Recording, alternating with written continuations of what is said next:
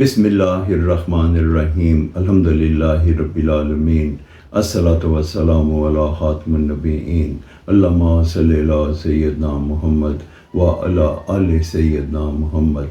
السلام علیکم ورحمۃ اللہ وبرکاتہ۔ میری آج کی حدیث موطا امام 19 نمبر کتاب الکلام۔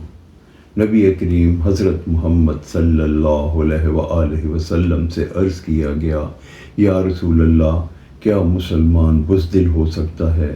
نبی کریم حضرت محمد صلی اللہ علیہ وآلہ وسلم نے ارشاد فرمایا، ہاں، مسلمان میں یہ کمزوری ہو سکتی ہے۔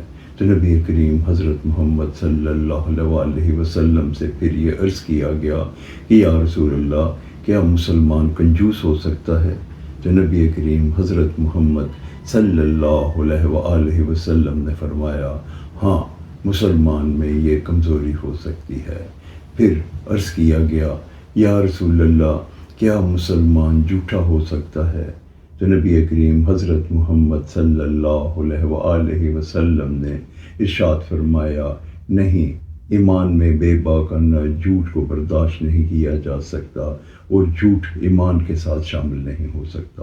اس حدیث مبارکہ سے ہمیں اس چیز کی آگاہی ہوتی ہے کہ جھوٹ بولنا ایک بہت ہی گھنونا فعل ہے، اور یہ دین میں کسی صورت قبول نہیں۔ میں اللہ تعالیٰ سے دعا گو ہوں کہ اللہ تعالیٰ ہمیں جھوٹ بولنے کی توفیق عطا نہ فرمائے۔ آمین یا رب العالمین۔ السلام علیکم ورحمۃ اللہ وبرکاتہ۔